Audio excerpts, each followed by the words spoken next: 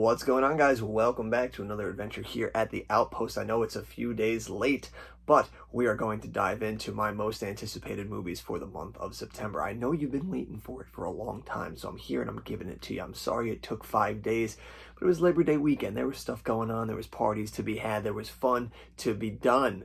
But we're back here in the studio now in the lovely Movie Palace, and we are going to dive into our most anticipated for the month of September. But quickly, before we dive into all that good stuff, if you haven't done so, drop a like button, hit that subscribe button, all that good stuff so that we could play around and make some more of these videos and get some eyes on the prize. That's right, baby. But we're going to dive right into the most anticipated for September, and we start off with the movie that I was least excited for the month of September. It actually is the only new release for this past weekend of Labor Day. It was Honk for Jesus, Save Your Soul, a movie starring Regina King and Sterling K. Brown, a movie that just looks very uninspiring and bland and just not fun at all, and it showed because it did not even chart in the top 10 this weekend. We'll get to that later when we go talk about our box office numbers for Labor Day weekend, but that movie didn't even chart in the top 10, so it goes to show that that movie is not only my least anticipated, but it seems like everybody else is also. At my theater for Saturday National Cinema Day, where we had $3 movies, everything was doing business. Even movies that hadn't before. Beast was almost selling out. The Invitation was almost selling out. Every movie was near sellout, with the exception of one movie who all 4 shows barely pulled in 10 people, and it was Honk for Jesus. It's sad to see because I like both of those actors, but it just seems like this is a movie that, through marketing and just sheer buzz for it, literally nobody wants to see. But dropping in hot on its heels is Hocus Pocus 2. I know I'm probably in the minority of people that are just don't care about another one of those coming out, but I'm here and I'm saying it. I do not give 2 shits about Hocus Pocus 2 coming out. And you know why? Because movies that tend to come out decades after the original are never good. It's very few and far in between the movies, and I know what you're all going to say, but you've been just talking about Top Gun Maverick all summer. Top Gun Maverick is an anomaly. Movies like that don't come around often, and there are more. Top Gun Maverick is the exception to the rule. Like, Hocus Pocus is very much going to be the rule. I don't see, we've also haven't even seen a trailer or anything for it, and the movie's supposed to be coming out at the end of the month, so that doesn't really inspire much hope for that either. But it's just, there's too many movies that have come out decades after the original that just cannot capture the spirit of the original, and be able to make a movie that not only stands on its own, but respects the lore that came before it. So many movies have fallen flat on there that you look at. Coming to America, Dumb and Dumber 2, the list just goes on and on of the amount of movies that just burn up on impact that are just made decades after. And I see Hocus Pocus joining that list. Never mind the fact that even the first Hocus Pocus isn't even really that good of a movie. That movie gets somehow just mythicized by all the kids that grew up on that movie, and it's fine. It's a decent movie. I enjoy it, but it is not one of those movies that I ever thought in my lifetime that I would be like, man, you know what we could use another of? Hocus Pocus movies. Like, I would love, let's get another franchise going with that. Like, how come we haven't gotten Hocus Pocus 2 yet? So that one drops right here. I do not care at all for it. Obviously we're gonna watch it, but it's just one of those movies that I'm just like, yeah, I guess I'll watch it, but I don't really care that much. Now, that's it for movies that I don't care about. Now, this next movie is not necessarily a movie that I care about, but it's one that I am actually really excited to watch because it looks batshit wild. I'm sure it's going to be terrible, but there's just something about it where I'm just like, that's a movie that I need to see. It's going to be hilariously dumb, and I can't wait for it. And that is Disney's Pinocchio. That's dropping, I think, in like 2 or 3 days already. You got Tom Hanks as Geppetto, Joseph Gordon-Levitt as Jiminy Cricket. It's a live-action Pinocchio. Like, what more do you need? You know the story of Pinocchio. You've seen the Disney movie. You've seen all the other Disney live-action remakes, so I'm sure this one is going to be no different than any of the other ones that have come back. So I'm sure it's going to look good, have some decent moments, but ultimately fail to give it any meaning for it to even exist. Because if you're going to watch a Pinocchio movie, you're just going to watch the original, because the original is at least a piece of cinema. Like, they did some wild shit in the original Pinocchio movie, and there's so much from that original Pinocchio movie that there's no way it makes it into this new movie. And that's what I think makes me most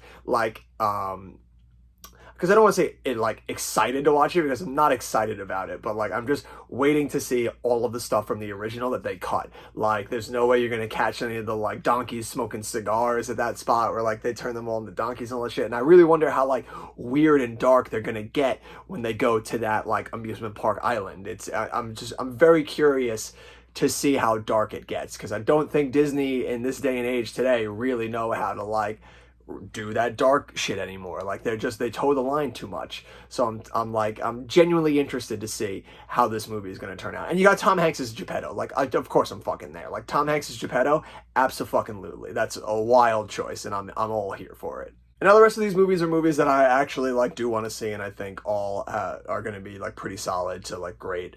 And the next movie is Bros, a movie by Billy Eichner, all about him trying to like navigate being gay in the world, and meeting a guy, and just like the navigation of, you know, it's just a rom-com. It looks like it's just going to be a solid rom-com. Rom-coms always go down smoothly. This one just looks like it should, the trailer's pretty decent. It looks like it could go either way. Like it could be, like there's some decent spots in the trailer that are pretty funny.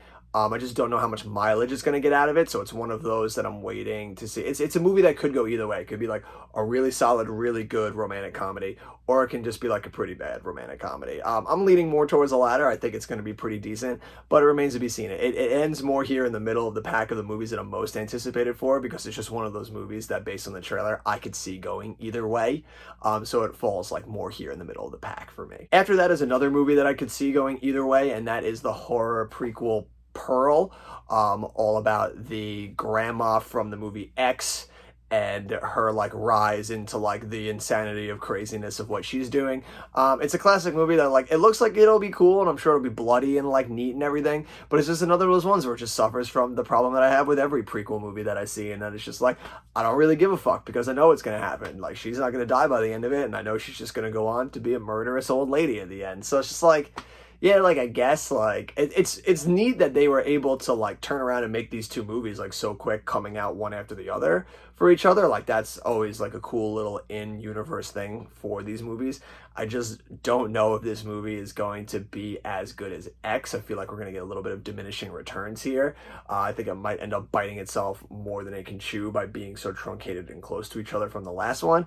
But I don't know. It remains to be seen. It could go either way. It could end up being like really violently cool and everything, or it can just be like another shitty horror movie that's coming out for the month of September. What remains to be seen. We'll see in like a week or two. Another horror movie that's actually dropping this upcoming weekend, drops here next. That is Barbarian. It looks like a wild movie. It doesn't really give a lot away in the trailer. So you got a young girl coming to stay at a house that another guy is in for an Airbnb. He tells her to just come stay the night here with me. We'll figure this shit out in the morning. And then some wild and crazy shit starts happening, which is just like a whole bunch of horror clips of just horror shit happening. But it doesn't really give much story-wise. Like, it does look cool simply just because it's an original idea, so it gets like more up here above Pearl. But I'm a little on the fence with it. I just wish there was a little bit more in that trailer to give me a little bit more about what the movie is about. But I'm still super excited just because it's an original movie. And there was a tweet from Edgar Wright, one of my favorite writer-directors, who was just talking about how, like, you should know next to nothing about this movie and just go and see it and fucking enjoy it because it's wild. So that put a little bit more hope into me to put it up at this spot above the other ones, simply because now I'm like, well, if Edgar Wright's giving it the stamp of approval, it's got to be pretty fucking good. Kevin Smith returns to theaters next with Clerks 3. It's a movie I never thought we'd get again. I thought Clerks was done after the second one. I actually saw the second one in theaters back when I was in high school. So I like Kevin Smith movies. He's one of those ones when he makes a certain type of movie that just like, it just hits for me. I mean, his newer ones haven't. He's been a little like too weird for my taste with certain movies, like Tusk and all those stuff. I didn't even bother to watch because they just looked weird.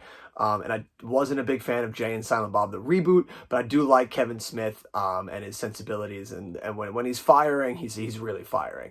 And Clerks has always been one of those franchises that's like his bread and butter. So I'm hoping he's bringing the goods for this. And the storyline looks pretty cool for this one. That you got like a guy who's just been working as a clerk his whole entire life, talking about movies with his buddy gets a wake-up call when near death and decides, I need to make a movie. It seems a movie that's going to be pretty personal for him, given what he went through in his near-death experience. So I think he might be bringing the goods. We might be getting, peak Kevin Smith back from like the 90s and early 2000s. So here's hoping this movie really is a return to form for him. Up next is our last horror movie for the month of September, and is the one that I am most excited for. The trailer absolutely creeps me out every time I go to see a movie and it shows up, and that is Smile. This movie looks absolutely demented, and I am super excited for it. I think it looks really wild. Just a therapist that has a patient that just seems like she goes certifiably insane and just starts screaming about this smile, and when she's dead, she's stuck in this like crooked smile, and now whatever it is passed off to the therapist. She's got to figure this shit out before whatever got her patient gets her. It just looks balls to the walls, weird and creepy and intense, and I love that they managed to just make the fact of just some people just like smiling really hard, like managed to make it look really creepy and everything. The trailer is wild. It looks awesome. This looks like the most wildly original horror movie to be coming out this fall, so I'm super excited to watch that one. Up next is a Netflix movie.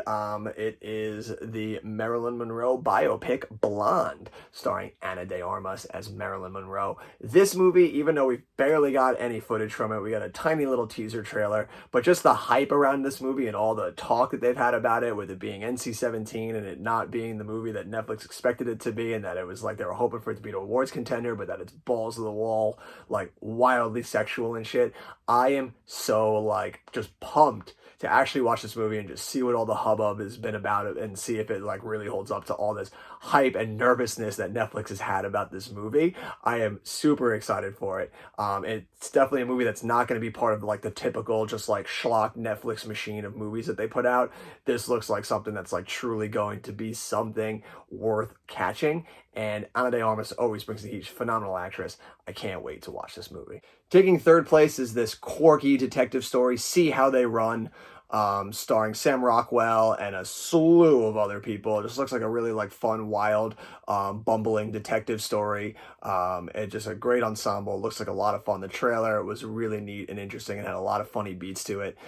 Super pumped to check this one out. I'm a big fan of detective stories, and I like that it like mixes a little bit of like a bumbling Pink Panther style with like an Inspector Clouseau for like the two of them, between Saoirse Ronan and Sam Rockwell. So I think that movie, it's gonna mesh really well, and I'm super excited. I always love when you get nice, unique movies to be dropping, and this looks like a nice one that can be probably the dark horse winner of September. I think it looks super. It looks like it probably will be the one that might surprise me the most out of all the movies coming out.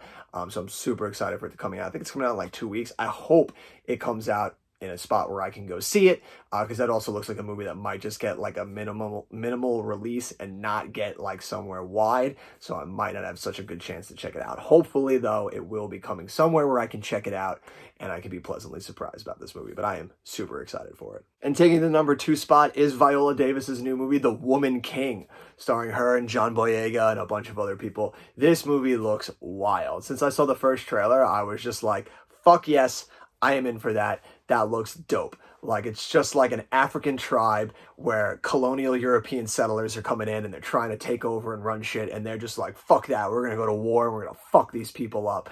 And it follows this crazy woman warrior tribe that is just gonna take the fight to freaking these colonial settlers. It looks just dope as shit, and I am super ready for it. Like, when they talk about movies where like they're really setting up and you want to like look for like really good, like well-written like female characters, this is a movie just based on the trailer alone looks like it's gonna like just like hit that mark to a T. This movie, I think, hopefully is gonna turn out to be fantastic. I hope it doesn't disappoint me. I hope it doesn't burn up on impact. This movie, I'm hoping for the most out of it. It has the most promise for me, even though it's at number 2. There's one more movie I'm more excited for, and it's simply because of the actress in it. But for this movie, this movie is the one that I'm hoping for the most from. I'm just like, fuck yes, I'm in for this. John Boyega is a king, hell yeah. Viola Davis and her warrior tribe kicking ass, fuck yeah, let's go, let's watch, I'm ready for it.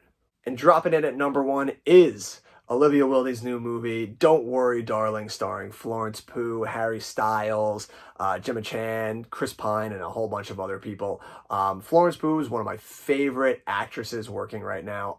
She is just phenomenal in everything she's in. She never phones in a performance. She is just far and away one of my favorite actresses working right now. So I am super excited for this movie. It looks just absolutely bonkers. Like, I love that it's just like a really deep psychological thriller. It looks like the trailer does a great job of setting the stage for like what looks to be like a very explosive movie.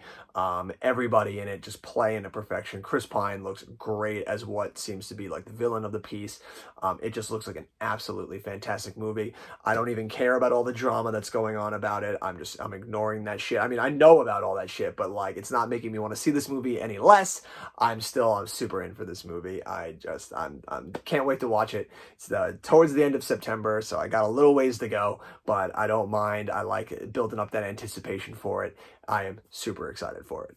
And that is my list. September, everybody's saying September is going to be super dead. I mean, yeah, it doesn't look like from these movies we're going to be getting a lot of business, which is a shame because I think there's still a lot of good stuff that's coming out in theaters for the month of September that you should go out and check out.